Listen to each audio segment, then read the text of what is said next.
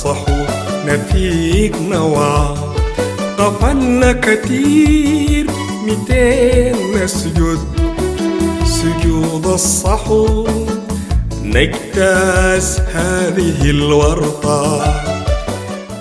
الناس دي مزنوقة زنقة، يعني زنقة شديدة، زنقة مبالغة. لذلك أنا بتخيل إنه الغالبية العظمى مصابة بهذا الوباء،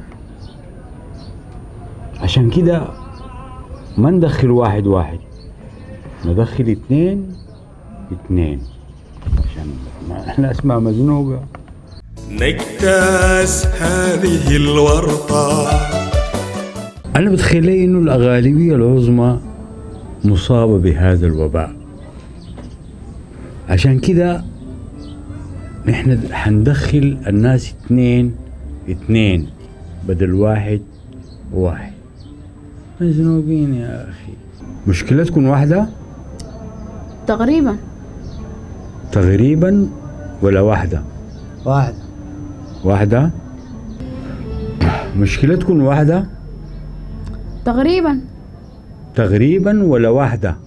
واحدة. وانت عامل في روحك كده ليه؟ ما دي الموضة. ايوه الموضة. شكرا. والموضة بشتنا وكان ما سايرناها يقولوا متخلفين. طيب الأفضل تسايروا الموضة ولا تحاولوا تحلوا زنقتكم؟ انتوا مش مزنوقين؟ شديد. شغال شنو؟ مزنوق. طيب مزنوق بشنو؟ بالمعاني. بتبيع معاني يعني؟ والله ترى بفروشة وآخر اليوم بلمها. ايوه. في كشب شايله معايا. وين؟ جنب باب النغابة. يعني بتشال؟ معاني خفيفة. دخل كشكك.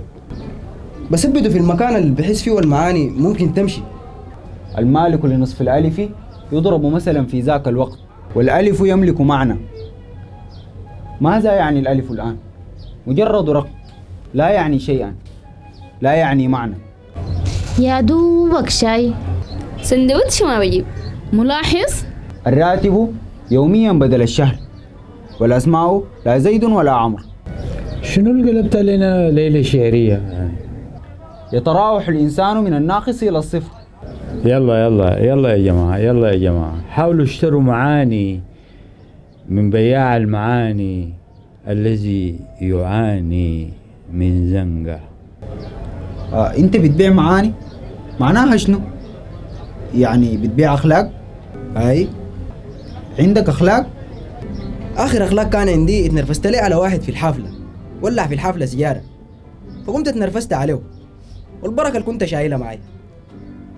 أنا كنت متأكد إنه ما عندك أخلاق. ليه؟ شايفاه بعين ساي. يعني أي زول بعين ما عنده أخلاق؟ مش حرمة؟ يعني غمض كده. اصبري. أسمع، عندك صبر؟ صبري نفد انتهى. جاي ماركة الصبر جبر في صبارات ساخن بارد. طيب عندك تطويل بال سوداني؟ في تايواني. أنا أشوك إنه عندك بال طويل ومزمن، عايز تلملم البالات وتدكنهم وتبيعهم في السوق الأسود. هم ببال ما نافعين، تجي تسلبهم بالهم يا أخ. كيف داير تبيع معاني وانت ما بتمتلكها؟ يعني الواحد كان داير يبيع هدم وهو ما بشتن ما بيبيع. ما دي الأزمة الحقيقية. بعيد عن ثروة أو سلطة نرسم للوطن خرطة، نقاوم كل طمس محو يكون صوت الوطن أعلى، نشوف تعال البلد قبلة وما نخلي الخلاف سبلة.